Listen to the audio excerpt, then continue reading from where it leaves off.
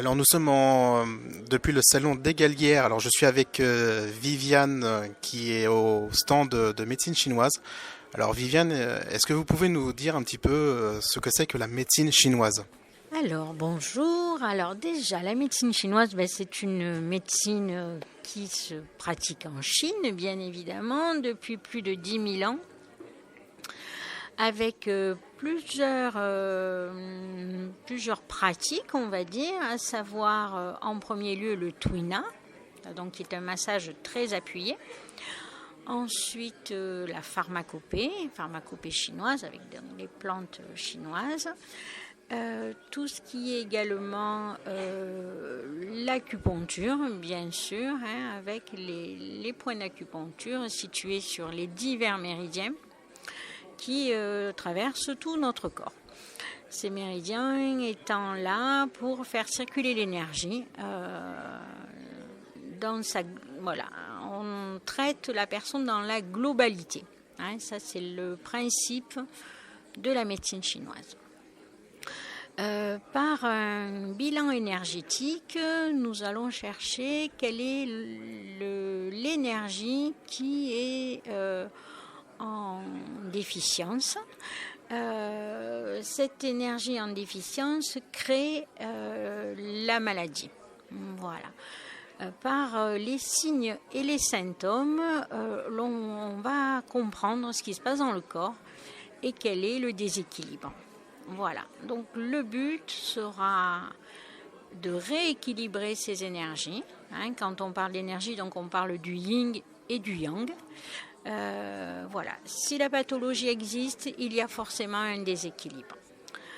Voilà, donc une fois ce bilan énergétique posé, il est important d'arriver à mobiliser, quoi qu'il en soit, l'énergie présente.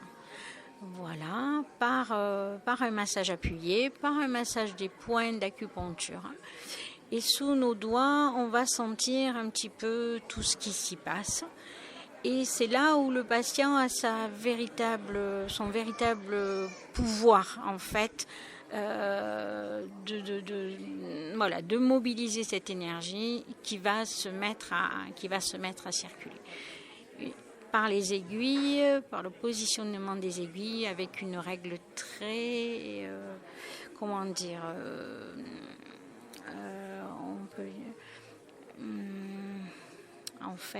peut parler il y a un positionnement des aiguilles, déjà d'une part, soit par une aiguille, on peut faire plusieurs choses. Voilà, on peut tonifier l'énergie, on peut aller la disperser, on peut juste harmoniser. Tout dépend quel est le but. Voilà, quel est le but recherché. Autant par le positionnement de l'aiguille que au moment où on l'enlève, on peut faire plusieurs choses. Voilà. Voilà, que dire. Il n'y a pas de solution miracle. Tout thérapeute fait de son mieux. Il faut aussi que le patient joue le jeu. Il faut qu'il réponde honnêtement aux questions. Il y a tout un moyen d'amener à ça. Voilà.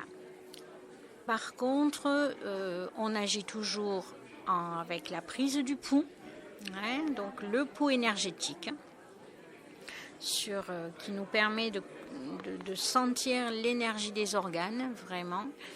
Et une étude indispensable, c'est de voir la langue de notre patient.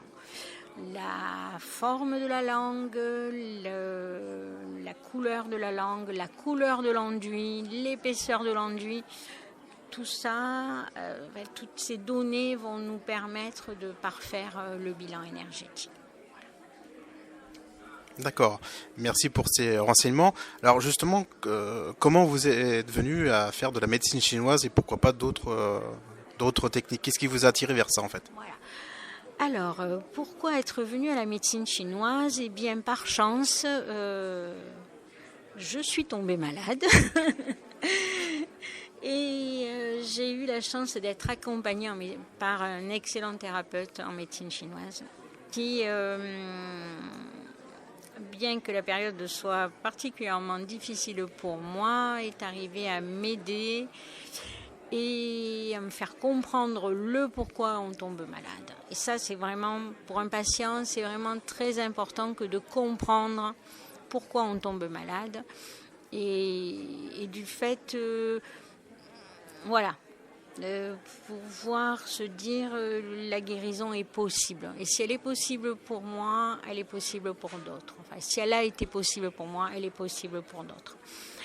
Et une fois qu'on a eu cette chance-là, on se dit, faut partager ça.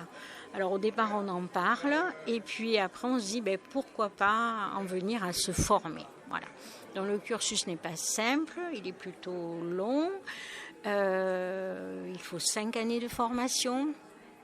Dans la région, on a la chance d'avoir une excellente école qui prend les élèves au point zéro.